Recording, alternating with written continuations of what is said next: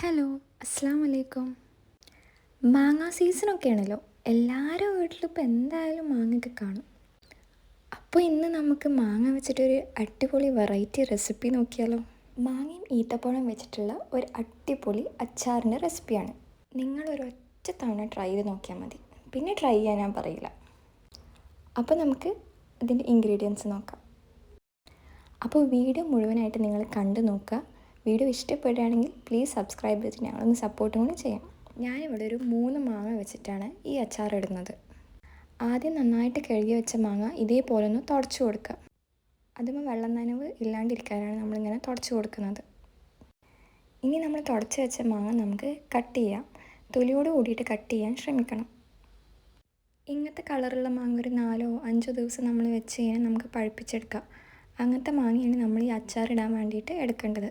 ഒരു പ്രത്യേക ടേസ്റ്റ് ആയിരിക്കും. ഒരു പച്ച മാങ്ങ ഉണ്ടല്ലോ, നമ്മൾ നല്ല പുളിയുള്ള പച്ചമാങ്ങ, ആ ഒരു മാങ്ങയാണെങ്കിൽ നമുക്ക് ഈ അച്ചാറിന് വലിയ ടേസ്റ്റ് കിട്ടില്ല. ഈ മാങ്ങയാണ് ഈ അച്ചാറിന് ഏറ്റവും നല്ലത്.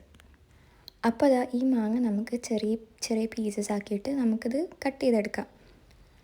ചോപ്പർ അങ്ങനത്തെ ഒന്നും യൂസ് ചെയ്യേണ്ട ആവശ്യമില്ല. നമുക്ക് നമ്മൾ കൈ കൊണ്ട് തന്നെ ചെറിയ ചെറിയ പീസസ് ആക്കിയിട്ട് നമുക്ക് കട്ട് ചെയ്യാം. അല്ലെങ്കിൽ നമുക്ക് കട്ടിംഗ് ബോർഡ് വെച്ചിട്ടും ഇതേപോലെ ഇങ്ങനെ ചെറിയ ചെറിയ പീസസ് ആക്കിയിട്ട് കട്ട് ചെയ്തെടുക്കാം.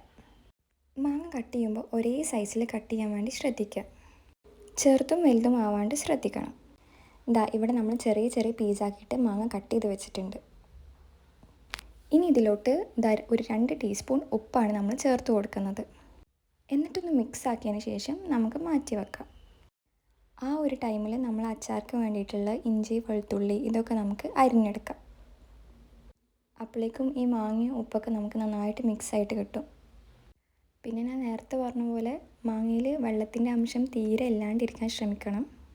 നമ്മൾ ഉപയോഗിക്കുന്ന പാത്രത്തിലോ സ്പൂണിലൊക്കെ വെള്ളം ഇല്ലാണ്ട് നോക്കണം.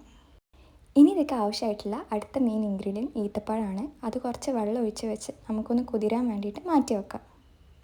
മാങ്ങ ചെയ്ത പോലെ ഈത്തപ്പഴം നമുക്കൊന്ന് തുടച്ച് വെക്കാം. തീരെ വെള്ളം നനവ് ഇല്ലാണ്ടിരിക്കാൻ ശ്രമിക്കണം. എന്നിട്ട് അതിൻ്റെ കുരു മാറ്റിയതിന് ശേഷം നമുക്ക് മിക്സിൻ്റെ ജാറിൽ ഇട്ടെടുക്കാം. മിക്സിയുടെ ജാറിലും വെള്ളം ഇല്ലാണ്ടിരിക്കാൻ പ്രത്യേകം ശ്രദ്ധിക്കണേ. അഥവാ വെള്ളം ഉണ്ടെങ്കിൽ നിങ്ങൾ തുടച്ച് ഉണക്കിയിട്ട് മാത്രം ഇടുക. വെള്ളം ഉണ്ടെങ്കിൽ നമ്മൾ അച്ചാർ പെട്ടെന്ന് കേട് വരാൻ ചാൻസ് ഉണ്ട്. അതുകൊണ്ടാണ് ഇവിടെ വെള്ളത്തിൻ്റെ അംശമേ പാടില്ല എന്ന് ഞാൻ പറയുന്നത്. ഈ ഒരു അച്ചാർ ഫ്രിഡ്ജിൽ സൂക്ഷിക്കുന്നുണ്ടെങ്കിൽ നിങ്ങൾക്കൊരു 6 മാസം വരെ ഇത് സ്റ്റോർ ചെയ്ത് വെക്കാം.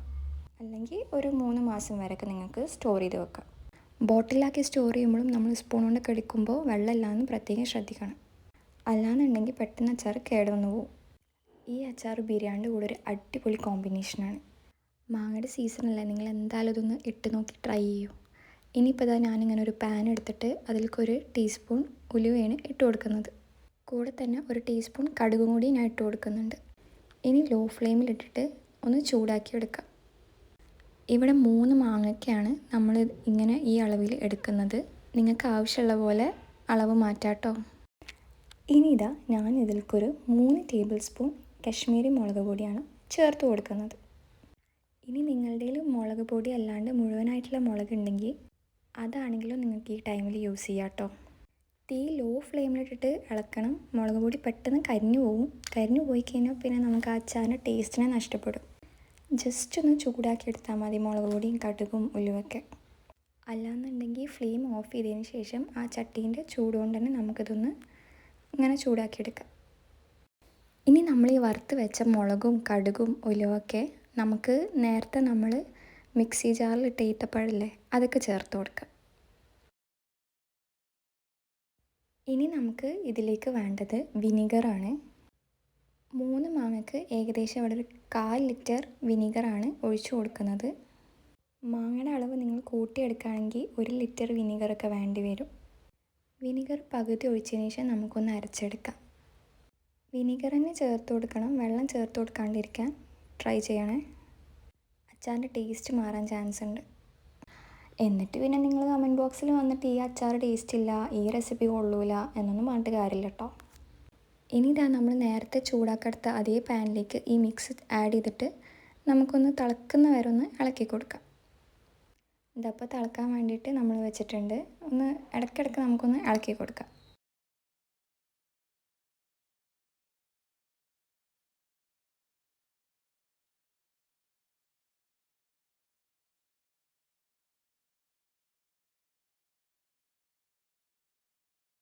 ഈ ഒരു ടൈമിൽ നമുക്ക് ആവശ്യത്തിനുള്ള ഉപ്പും കൂടി ചേർത്ത് കൊടുക്കാം.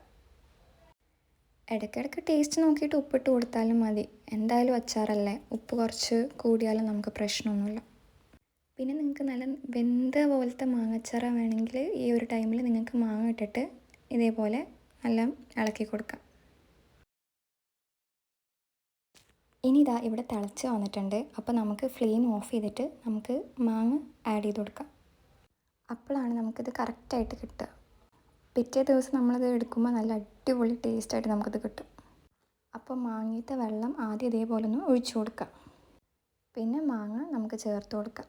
മാങ്ങയത്തെ ഉപ്പും വെള്ളം ഇറങ്ങിയ ഉപ്പും വെള്ളമാണ്, അല്ലാണ്ട് വേറെ എക്സ്ട്രാ വെള്ളമൊന്നും നമ്മളിതിൽ ചേർത്തിട്ടില്ല. മാങ്ങ മുഴുവനായിട്ട് തന്നെ നമുക്കിതിലോട്ട് ഇട്ട് കൊടുക്കാം. ഈ ഒരു ടൈമിൽ തീ ഓഫ് ചെയ്യുന്നതാണ് നല്ലത്. തിളച്ച് വന്നതിന് ശേഷം ഈ തീ ഓഫ് ചെയ്തതിന് ശേഷമാണ് ഇവിടെ മാങ്ങ ഞാനിട്ട് കൊടുക്കുന്നത്. എന്നിട്ട് ഇതേപോലെ നല്ലോണം മിക്സാക്കി എടുക്കണം. ഉപ്പ് കുറവുണ്ടെങ്കിൽ നിങ്ങൾക്ക് ഈ ടൈമിൽ ഉപ്പ് ടേസ്റ്റ് നോക്കിയിട്ട് ഉപ്പ് ആഡ് ചെയ്ത് കൊടുക്കാം. ഇതാ ഇവിടെ ഞാനിപ്പോൾ നോക്കുമ്പോൾ ലേശം ഉപ്പ് കുറവുണ്ട്, അപ്പോൾ ഞാൻ കുറച്ചും കൂടി ചേർത്ത് കൊടുക്കുന്നുണ്ട്. ഇനി ഇതാ ഞാനിവിടെ ഈ എണ്ണയാണ് എടുത്തിട്ടുള്ളത്. അതിലോട്ട് ഇതാ ഒരു 1/2 ടീസ്പൂൺ കടുകും കൂടി നമുക്ക് ഇട്ട് കൊടുക്കാം. കടുക് ഇതാ ഇതേപോലെ പൊട്ടി വരുമ്പോൾ നമുക്ക് ഒരു ഉണക്കമുളക് കീറിയത് ഇട്ട് കൊടുക്കാം. കൂടെ തന്നെ കുറച്ച് കറിവേപ്പിലയും കൂടി നമുക്ക് ഇട്ട് കൊടുക്കാം. കൂടെ നമുക്കൊരു 1 ടേബിൾ സ്പൂൺ ഇഞ്ചിയും 1 ടേബിൾ സ്പൂൺ വെളുത്തുള്ളിയും കൂടി ചേർത്ത് കൊടുക്കാം. ചെറുതായിട്ട് ചോപ്പ് ചെയ്തിട്ടോ, ചെറുതായിട്ട് നമ്മളിങ്ങനെ അരിഞ്ഞതാണ് ഇട്ട് കൊടുക്കേണ്ടത്. പിന്നെ ഈ ഒരു അച്ചാറിലോട്ട് കായപ്പൊടിയോ അല്ലെങ്കിൽ അച്ചാർ പൊടിയോ അതിൻ്റെ ഒന്നും ആവശ്യമില്ല. ഈ ഇഞ്ചിയും വെളുത്തുള്ളി ഒരുപാട് സമയമൊന്നും മൂപ്പിച്ചെടുക്കണ്ട, ജസ്റ്റ് ഒന്ന് നമ്മൾ ഇതാക്കി കൊടുത്താൽ മതി. 1 മിനിറ്റൊക്കെ ഒന്നിങ്ങനെ ഇളക്കി കൊടുത്തിട്ട് എടുത്താൽ മതി.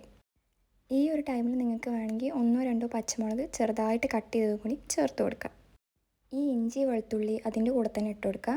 ഞങ്ങളിവിടെ ഇട്ട് കൊടുക്കുന്നില്ല. ഇനി നമുക്കത് നേരെ അച്ചാറിലോട്ട് ഒഴിച്ചു കൊടുക്കാം.